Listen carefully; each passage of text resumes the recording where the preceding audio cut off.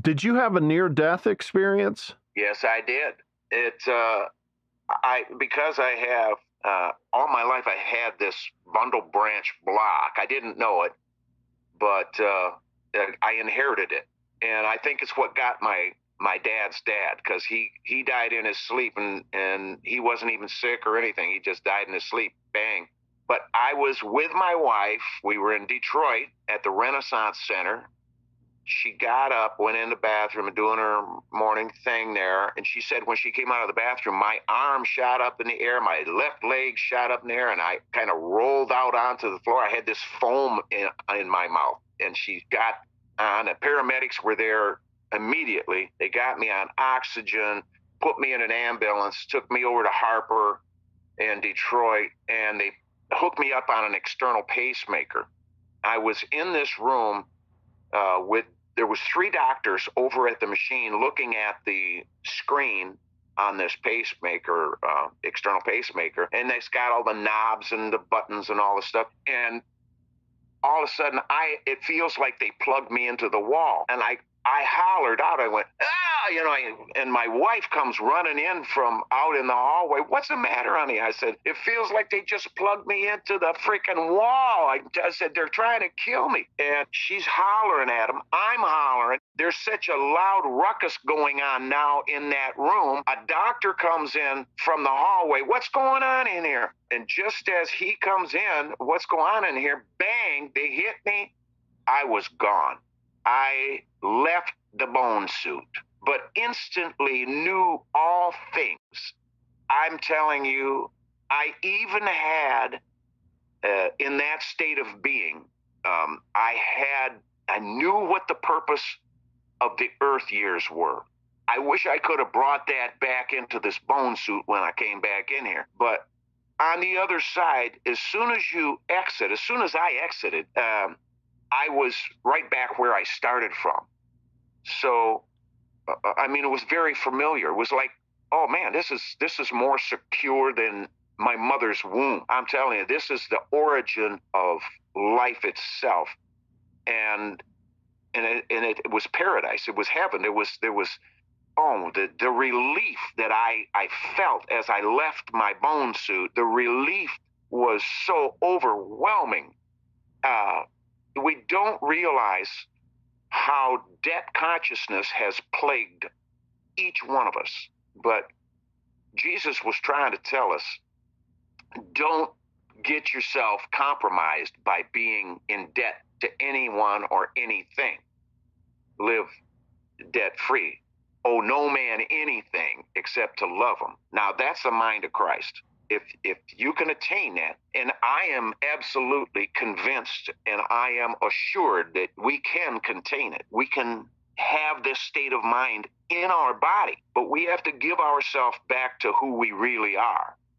And in the first place, we were sidetracked from the power, from our natural power of the love that we were created from. And when we get debt conscious, and I'm not talking about money debt, that's part of it for sure, but not only money debt, it is the debt of unfulfilled expectations of other people that starts to accumulate, and the debt that we would have of having regret for having done something.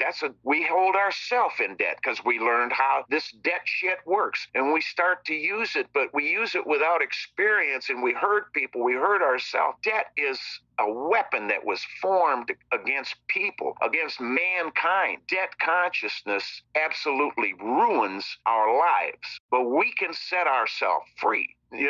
Owe no man anything. That's in your mind. That is in your mind. In this world, our kids are sent credit cards when they're 18 years old, for Christ's sake. They want you indebted. The whole world is moved and positioned by amounts of debt, and especially those who are at the top of this mess. As I remember, my World War II father, tank driver in the 7th Armored Division, returned home with 4 Bronze Stars, and my mother was the first woman in the United States to weld on Sherman tanks at Fisher Body in Flint, Michigan. So I remember him telling my Uncle Woody, if you want to know where this bullshit starts, you got to trace the money trail to the top. End of story. That's it. My dad was right. He was right then. I'm right now telling you and repeating that story. If you want to know where all this bullshit that we've been experiencing lately comes from, you got to trace the money trail to the top. It is those families that took over 2 days before Christmas in 1913 who are responsible for this bullshit. So when I got set free and having known all this, and then I hear my wife, "Don't you leave now, you son of a bitch," and she's beating my chest, dude. I'm telling you, the guy standing there with his paddles in his hands, I left twice. And I remember the doctor standing there going, "Look, we got him back twice, but there's no guarantee we can get him back again. We got to get him to OR right now, stat." And when he said stat, boom, it was like MASH 4077. And I went down there and they put this pacemaker in me, and here I am today. But I was kicking and fighting on the way back into my bone suit because it's so contrary to your existence here in the land of debt, the world of debt that we learn to live in. It's so contrary. My God, you don't want to come back to this bullshit because you know you're going to run into a bunch of people who are indebted, and they're going to try to put some of that on you, and you're going to have to be rude to some of them. But and I have completely resigned myself to forgiving myself of all the debts, and I pray to God today, show me, Lord, where one of these things that I inherited along the way of life, show me where that is so I can get rid of it. I want to cut the chain on that anchor that holds my soul captive. I want to be free, and I want to show others how to get free. So that's what happens every morning before I put my feet on the floor. I'm praying, show me where they are, Lord. I want to get rid of this bullshit. And it's working, dude. We can set ourselves free. We just can't believe in any indebtedness, and we can't accept anyone else's indebtedness. Did you have that kind of typical thing where you see your body? No, I didn't. I was just gone. There was no hanging around, no looking back. And the way I look at it is like if you had a fan that's powered off of your 110 volt socket, and you plug that into a 220, that's kind of like what you'd be doing here with that kind of information and that kind of power in a human form.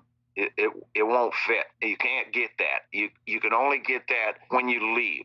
Now, I've lived through some miracles where that power is present, and I am being able to talk to you because of that power, but it's not something that you reside in, or you still have to deal with the world. You still have to be somewhat cognizant of what other people are trying to do or trying to convince you of. But all this time knowing that you can't be indebted by anything or anyone, in my instance, I wasn't able to bring that into my life, but I brought something else back with me, brother. I had never played slide guitar before. Now I play slide. I picked one up, I stuck it on my pinky finger.